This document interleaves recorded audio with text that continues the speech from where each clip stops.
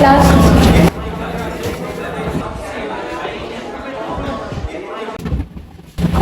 Miss Nadara,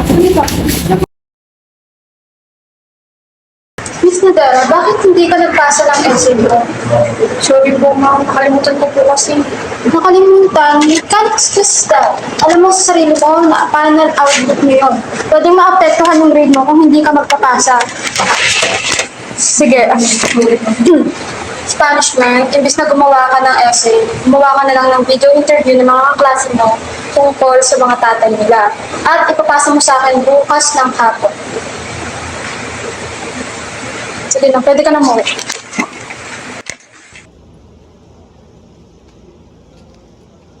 Hoy, anong nangyari? Ba't ka pinaiwan ni ma'am? Anong about sa essay? Essay lang naman yun, ba't yung pag-ginawa?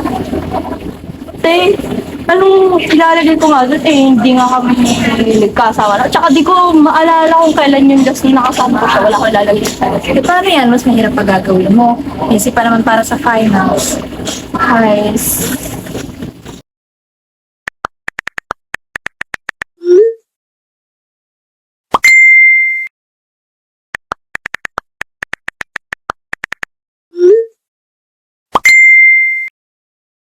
Guys, okay naman yan. Oo, ako naman. Okay lang naman. Matagal ko ba yan? Wait lang tayo. Wait lang, sino ka mauna? Huwag na lang ganyan.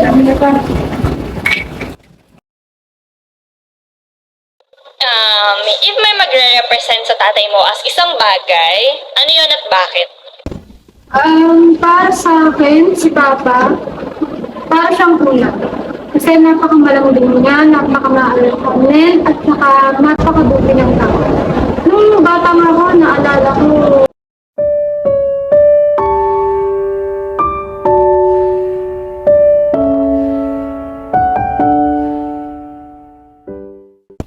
and one time, naalala ko, nasa work si Mama, tapos nagkasakit ako. Anak, dito na ako.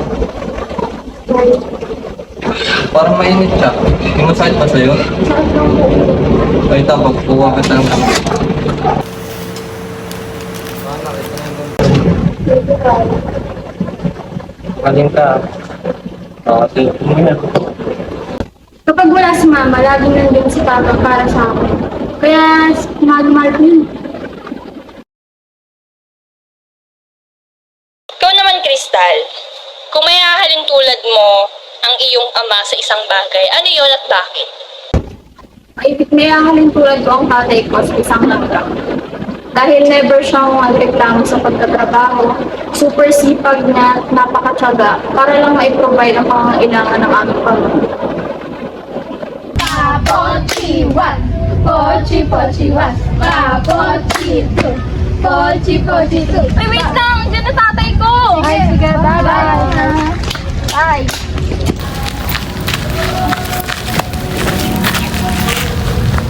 Oh, ito, pasalubong ni tatay. Thank you, Tay! Naalala ko pa nga nun, nakalimutan ko magsaing. Sa sobrang ready niya, nagdala siya ng kanin. Tay,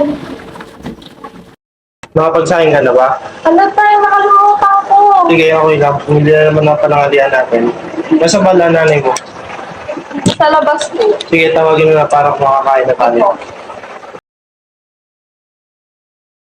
Palagi siyang ready i-provide lahat ng pangangailangan namin. Kaya love na love ko yun. Kung may hahalin tulad mo ang iyong ama sa isang bagay, ano ito at bakit? Si Daddy, parang siyang ilaw. Bakit? Kasi nakikita kong parang siyang bigay liwanag sa mga taong naniligaw yung lahat.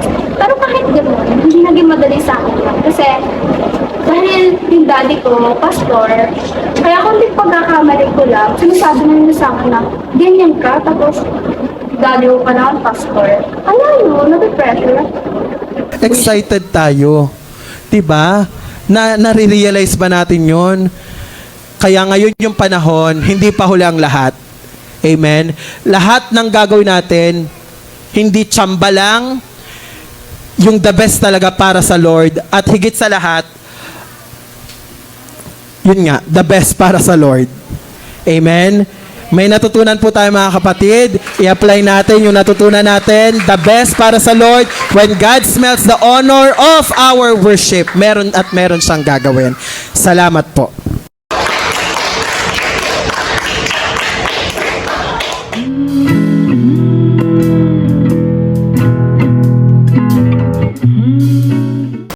O, kamusta? Okay lang po, salamat po ah. Palagi ka lang dyan. Sigat ka sa paglalaro. Pero kahit gano'n, hindi lang ibang tao nag-like na, kundi ako rin. At naging gabay ko siya sa mga desisyon ko sa buhay at tinuruan niya akong maging mabuting anak at maging matapang at simple.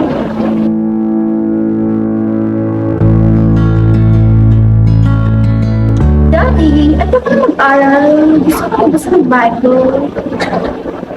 Pero kahit matakaw, yun yung love na love ko. Hi, Lord. Lori Jean, kung maihahalin tulad mo ang iyong ama sa isang bagay, ano iyon at bakit? Kung mayahalin tulad ko si Papa, para siyang isang pusa. Pusa kasi minsan nalibigyan siya ng halaga pero mas nakikita yung mali na gagawa. Like, kapag kumukuha siya ng pagkain sa pagkainan ng basta na lamang, minsan mainit, may kaaway sa bibong. Minsan nga nakakalimutan eh, kasi yun yung lambing niya.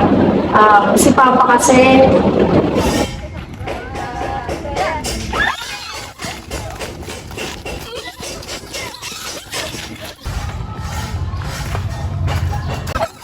Oh, nak. Takbo-takbo ka kasi. Tayo. Ay, tayo, sakit. Dahan-dahan lang. Kasi mag-ingat ka na. para siyang laging galit pero mararamdaman mo yung care niya. Minsan nga,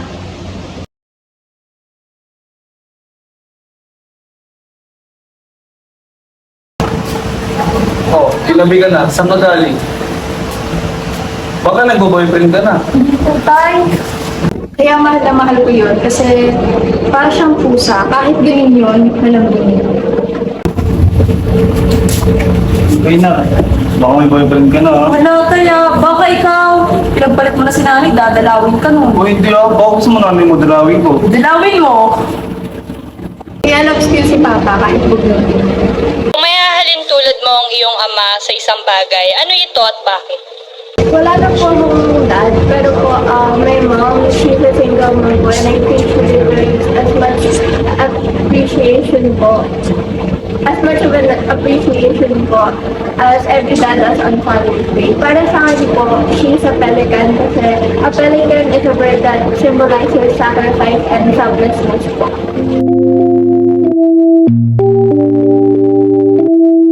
My mom works two jobs po. Sa umaga, she works at kasambahay po. Good morning, Ma. Saan punta mo?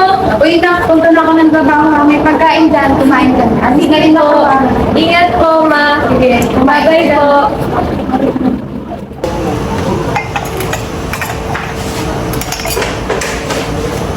Kanina po galing niya po sa work na nag-online selling po siya and minsan po naabot po yun ng madaling araw.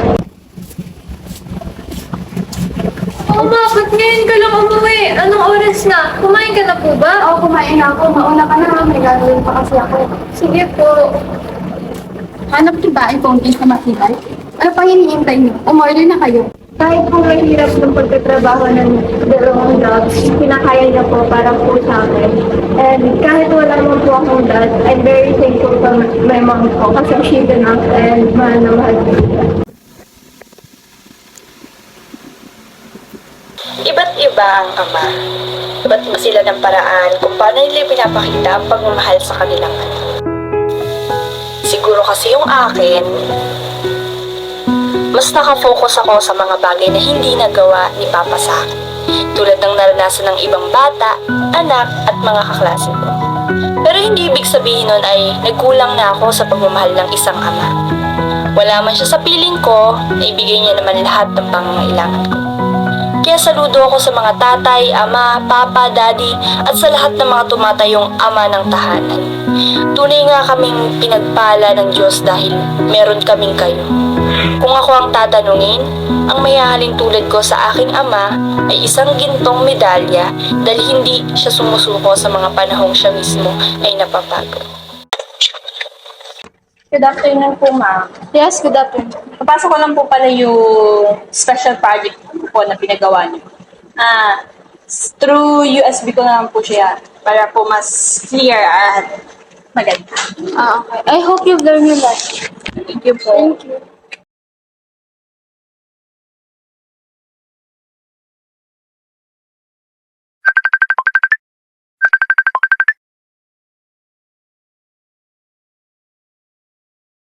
Hello po, Tay! O anak, kumusta na kayo? Napatawag ako kasi na-miss ko kayo. Medyo busy lang dito sa work. Matagal-tagal na rin akong hindi nakakatawag sa inyo ng nanay mo. Basta ka na nga pala dyan, anak. Okay lang po. By the way, kagagaling ko lang po sa school, kakalabas ko lang po. Nagpasa po ako ng special project ko po sa school. Hindi po ako nakagawa ng isang essay.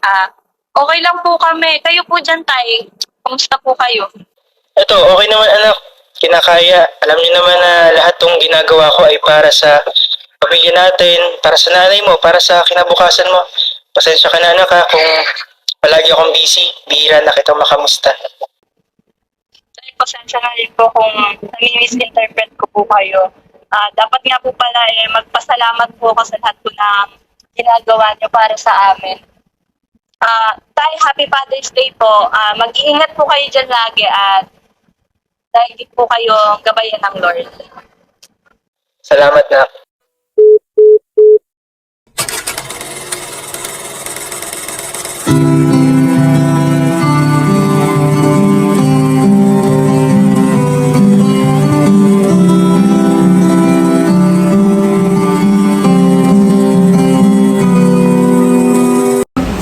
Isang taos-pusong pambati pa mula sa WKJKM Youth. Happy Father's Day!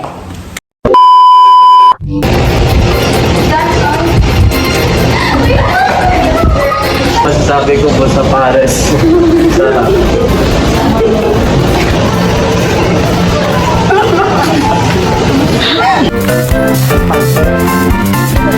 Ikaw, Mildred. Ikaw wala pang. Dito ako hindi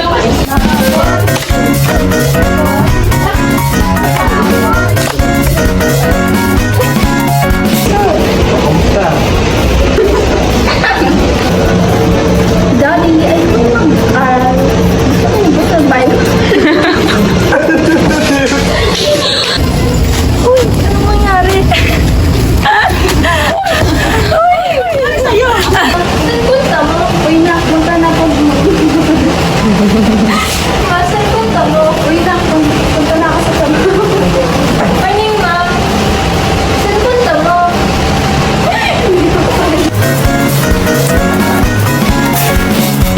Hanap yung ba? Ito, dito matibay. Nung bata yung may sakit yun. Kaya ngayon medyo ano agad. Magaling ka na ako. Dati siya